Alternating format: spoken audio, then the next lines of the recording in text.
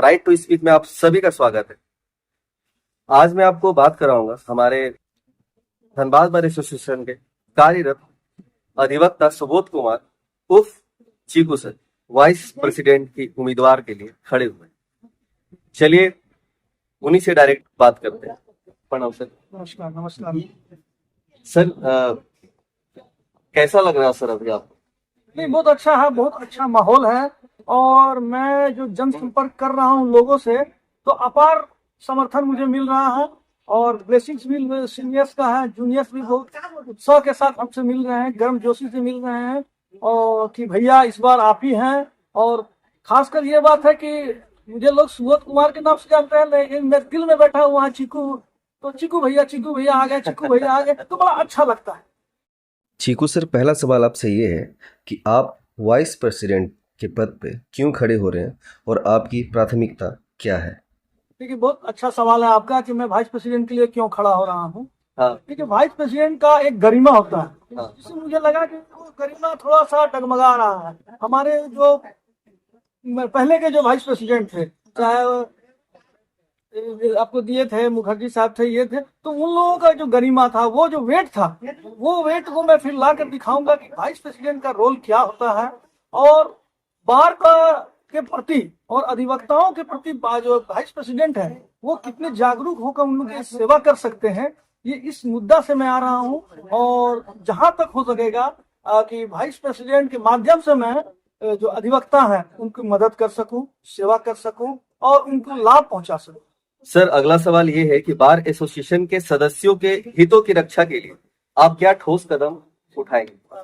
देखिए, being a vice president, मैं तो सबसे पहले हमारे जो सेक्रेटरी होंगे, जो हमारे प्रेसिडेंट होंगे और हमारे साथ जो जीते हुए पदाधिकारी होंगे, उन लोगों के साथ सिटिंग कर पहले विचार करेंगे कि जो अधिवक्ताओं का सुख और अधिवक्ताओं को कैसे हम उसके उत्थान के लिए, उसकी भलाई के लिए कार्य कर सकते हैं। उसके बाद अपना एक दिशा है, एक जो आता है ना दिशा की, मैं क्या कर सकता हूँ। तो बीइंग ए वाइस प्रेसिडेंट, मैं सबसे पहले जूनियर पर विशेष ध्यान दूंगा। देखिए, जूनियर, उसके बाद सीनियर, तब हमारे बीच के जो कलीग है वो है। और जूनियर, जैसे नए जो जूनियर आते हैं, अभी बार काउंसिल ऑफ इंडिया जो है 3,000 रुपये देता है, वो बहुत अच्छा हो गया। लेकिन उनको क्लाइंट उनके पास कैसे पहुंचे?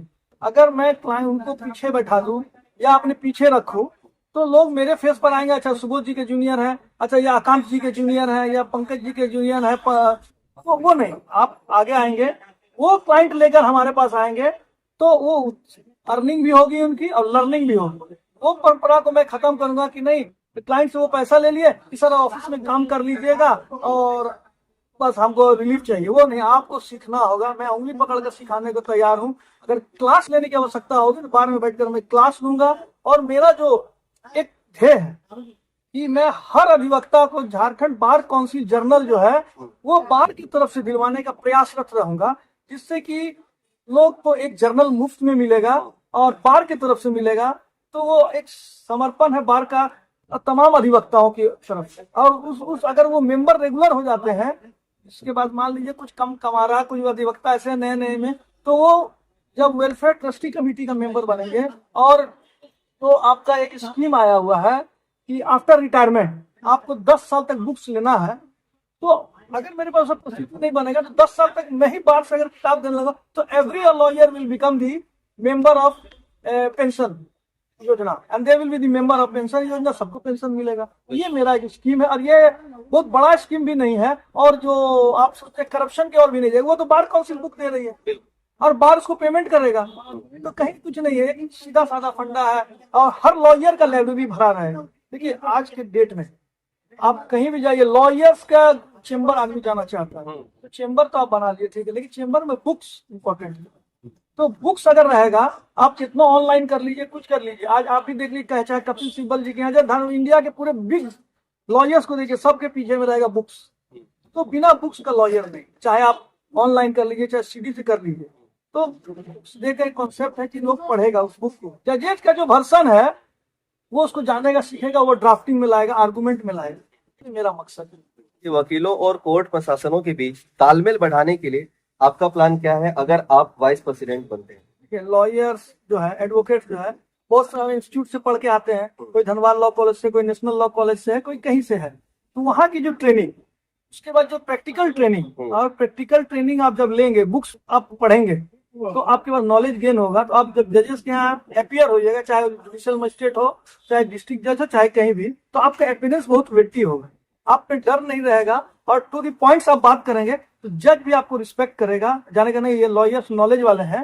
तो वो भी जो है ना संयम से बात करेंगे, और जब संयम से दोनों की बातें होगी ना, तो बैलेंस बना रहेगा, और बार और बेंच का संबंध भी बहुत अच्छा रहेगा। हम चाहेंगे कि धनबाद का हर व्यक्ति, हर एडवोकेट कितना नॉलेजेबल हो कि जज को भी सोचना पड़ेगा, अगर हम कोई क्वेश्चन करते हैं तो he will answer, rightly answer, और हमको जज को भी उस केस में तैयार होकर आना पड़ेगा, क्योंकि the learned lawyer of Dhanbad जो इतने टैलेंटेड है कि सर क्वेश्चन पर क्वेश्चन करेंगे या आंसर करेंगे, तो I should be ready. Sir अगला प्रश्न ये है कि वाइस प्रेसिडेंट के रूप में आपकी भूमिका को आप कैसे परिभाषित करेंगे?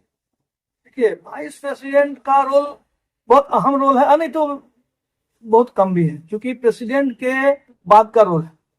अब प्रेसिडेंट का दायित्व है कि वो वाइस प्रेसिडेंट को किस तरह से बार के डेवलपमेंट में यूज करें, और हमारा दायित्व होगा कि मैं उनको कैसे कहूं कि देखिए प्रेसिडेंट जो है आप हैं, वाइस प्रेसिडेंट का भी रोल है, you can use me for the development of bar, for the development of the lawyer of Dhanbad बार।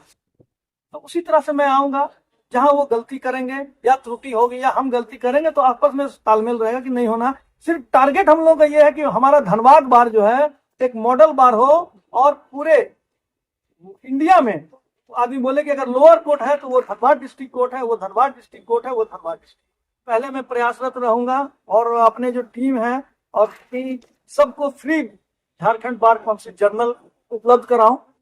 उस सेकंड हो गया, जब वो फ्री बार काउंसिल जर्नल होगा तो सबको पेंशन का लाभ मिलने लगेगा। और जहां तक मेडिकल की बात है, तो मेडिकल फैसिलिटी के लिए हम लोग अग्रसर रहेंगे। कार्ड पर जो बन रहा है गवर्नमेंट की तरफ से जो आया है, उसको हम लोग प्रेशर देकर उसको बनवाएंगे। ये नहीं कि आज हम कैंप लगा दिए और डॉक्टर साहब आए तो सबका चेकअप किए, बोला ऐसा है कल दिन मेरे चेंबर में आइए, आपका इलाज वहां होगा। वो परंपरा तो मैं नहीं होने दूंगा, आपको फ्री एड में दिलाऊंगा। हमारे यहाँ सदर अस्पताल बगल में है, हम लॉयर्स को अगर कुछ होता है तो हम दौड़ कर सदर अस्पताल जाएंगे। उसके बाद आप मेरे पास मेडिकल कार्ड रहेगा, तो आप कहीं भी हैं तो आप मेडिकल कार्ड करा सकते हैं। और बार तो शुरू से हम लोगों ने ट्रेंड रखा है, मैं तो पहला बार नहीं जीता हूँ, मैं 3-4 बार रह चुका हूँ बार का मेंबर, कभी सीनियर गवर्निंग काउंसिल भी रहा हूँ, असिस्टेंट ट्रेजरर भी रहा हूँ। तो ये परंपरा को ही चालू कराया था कि नहीं मेडिकल फैसिलिटी लड़के को मिले, लॉयर्स को मिले।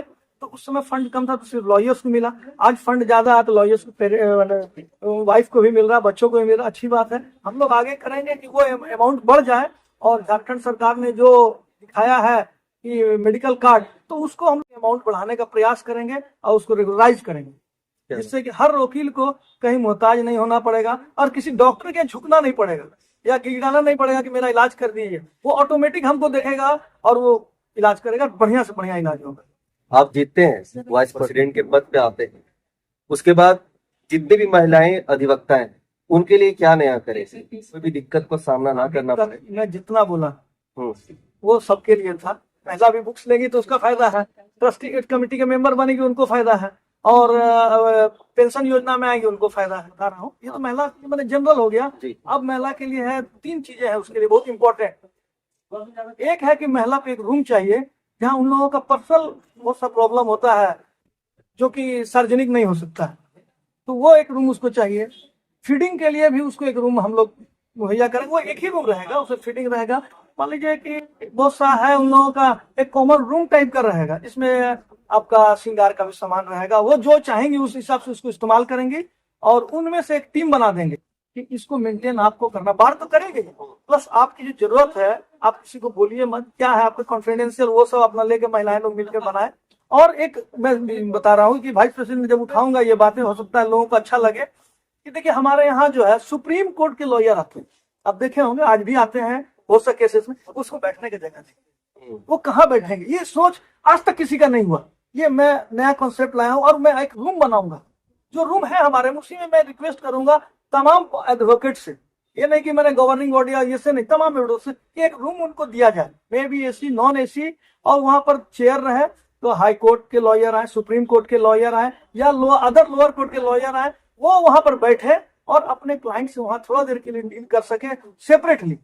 ये मेरी कॉन्सेप्ट है। ये भी इसमें महिला लॉयर का भी बेनिफिट, अगर मान लीजिए सुप्रीम कोर्ट से कोई महिला लॉयर आती तो उनको ये बेनिफिट मिलेगा, या बोकारो से कोई महिला लॉयर आती तो एज ए होल हम काम करेंगे। प्लस महिला लॉयर के लिए जो बताया जो उनकी प्रॉब्लम्स है, फीडिंग वगैरह वो है, चाहे कुछ क्लॉथ्स पर चल करना या अनइजी फील हो रहा है, तो एक रूम है कभी अटैच लैट्रिन बाथरूम। काफी कुछ सुना आप लोगों ने, और जितने भी अधिवक्ता धनबाद बार एसोसिएशन के कार्यरत हैं, जो चाहते हैं कि जो भी लोग आए कमेटी में बढ़िया आए, हर किसी के लिए सपोर्टिव रहें, तो वैसे लोगों को वोट करें। अगर आप भी चाहते हैं चीकू सर आप लोगों के वाइस प्रेसिडेंट के रूप में आए, जो कि आपकी हर बातों को रखे, हर बातों पे अमल करे और हर बातों को सही तरीके से सुझाव देते हुए उस बात को पूरा करें, तो इनको वोट करें और इनको जिताएं। और एक बात मैं बताना चाहता हूं कि मैं कल्चरल प्रोग्राम पर बहुत ध्यान देता हूं। जब मैं स्पोर्ट्स पर भी ध्यान देता हूं, तो स्पोर्ट्स भी चल रहा है यहाँ बार में, बहुत अच्छा बात है, लेकिन कल्चरल प्रोग्राम कहीं ना कहीं मिस कर रहा है। तो 15 अगस्त और 26 जनवरी वाकान जी मैं बताना चाहता हूँ, मैं आया तो उस दिन एक कल्चरल प्रोग्राम वहां रहेगा। बाय हुक और बाय क्रूक भी हमें लड़ना पड़े तो मैं कल्चरल प्रोग्राम के लिए लड़ूंगा और दिखाना चाहूंगा कि बार के जो पदाधिकारी हैं या बार के जो मेंबर्स हैं, वो अगर बुद्धिमान भी है तो संगीतकार भी है, वो कल्चरल एक्टिविटीज में बहुत एक्टिव पार्ट रहते हैं। और हर अधिवक्ता सोशल वर्कर है और लीडर है, हर अधिवक्ता लीडर है, और बिना लीडर के कहीं कुछ नहीं हो सकता है। आप आजादी की बात लें तो अधिवक्ता अग्रिम पंक्ति में खड़े हैं, आज भी अग्रिम पंक्ति में रहेंगे। बहुत से एमएलए एमपी हमारे बीच के रहे हैं। तो मैं उम्मीद करता हूँ अकांत गोस्वामी जी से कि जो इन्होंने मेरा इंटरव्यू लिया, इसके लिए मैं उनको काफी धन्यवाद देता हूँ। और मैं आप तमाम वोटर से जो ये मेरे बात को सुन रहे हैं, उनसे अनुरोध करता हूँ कि आप धनबाद बार में अच्छे अधिवक्ता को चुन कर लाएं, जिससे आपका बार एकदम स्वर्ण अक्षर की तरह चमके और पूरे भारत में एक मॉडल की तरह रहे कि Dhanbad bar is the bar, the best bar of India so far is district bar is concern. धन्यवाद, जोहार, थैंक यू। तो सभी लोग तैयार रहे, काफी जल्द वोटिंग का डेट तो आ ही गया सर, 30 तारीख। 30 तारीख को हमारा वोटिंग है। 30 तारीख को वोटिंग है। हर लोग, कोई घर पे ना रहे, जितने भी अधिवक्ता गण हैं सभी लोग आए और सभी लोग अपने अपने वोट को पूरे दिल से दे, अच्छे को दे, सच्चे को दे और पूरे मन से दे। जय हिंद, जय भारत। थैंक यू आकांत जी। जय हिंद, जय भारत, जय जोहार।